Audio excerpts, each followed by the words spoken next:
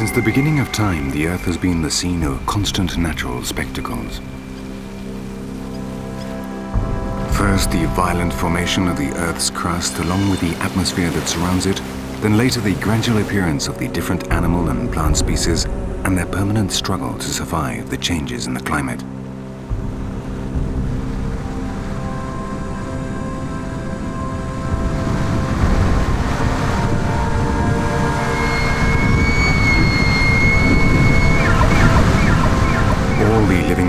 We know today are the victors in this genetic combat for survival in which many others disappeared forever.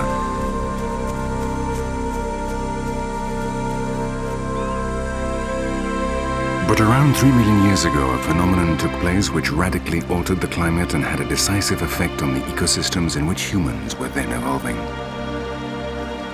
The northern hemisphere was subjected to great variations in temperature, while in Africa the forests receded, giving way to the savannas and the prairies of grasses.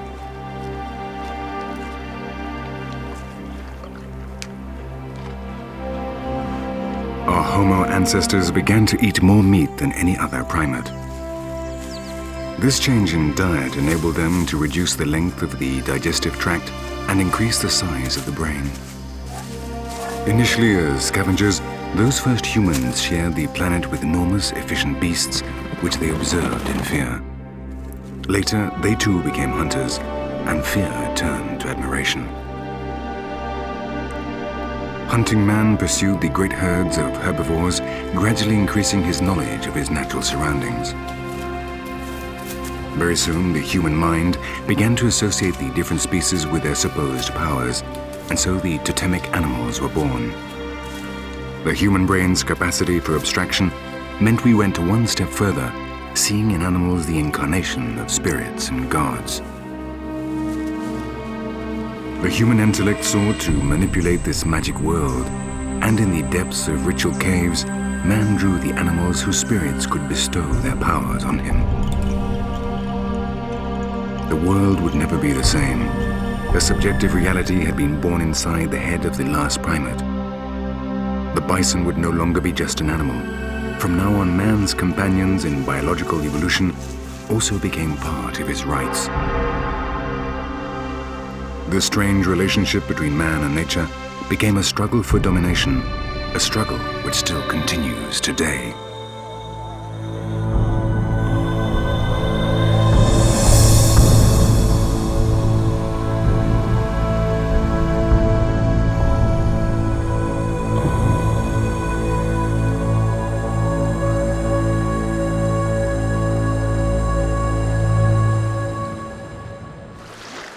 In a strip which goes from India to Australia and including all of Indonesia, lives the largest reptile in the world. It is the marine crocodile, an animal which the peoples of the southern hemisphere could not help but notice.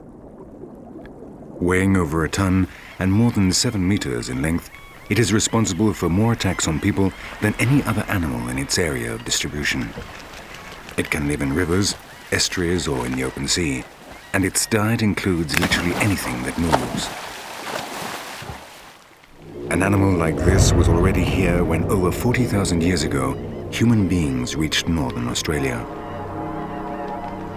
Immediately, the largest predator in the area became a divinity for the human colonists, who observed in fascination the powers of this great reptile.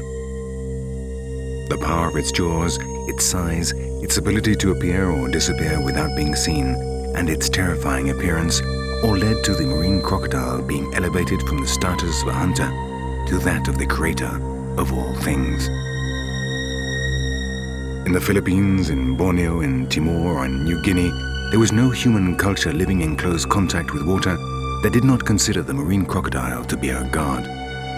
Today, at the start of the 3rd millennium, it retains this status in the basin of the river Sepik in New Guinea.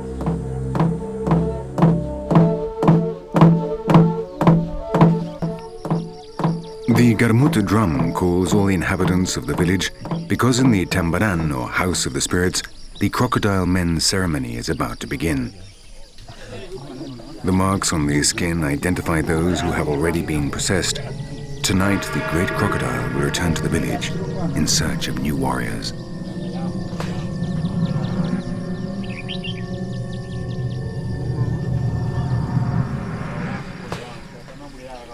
This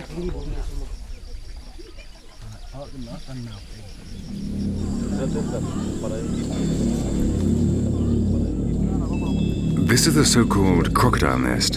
In it, the water drums will sound, one male, the other female, to call to the spirit of the king of the crocodiles. The ceremony begins.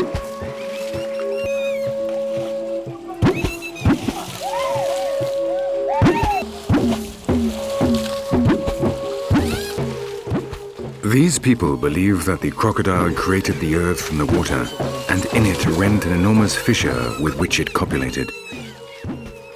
From this union were born the plants, the animals, and man. When it opened its enormous mouth, the lower jaw fell to earth and the upper jaw formed the sky.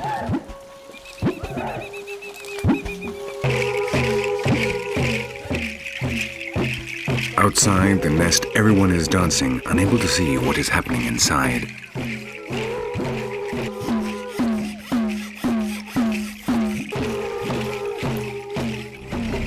The atmosphere becomes increasingly tense, and finally the warrior is led to the tambaran where his blood will be let. As dusk approaches, the frenzy increases, while the songs and dances grow more intense. Very soon, the spirit of the great crocodile will answer the call of his people.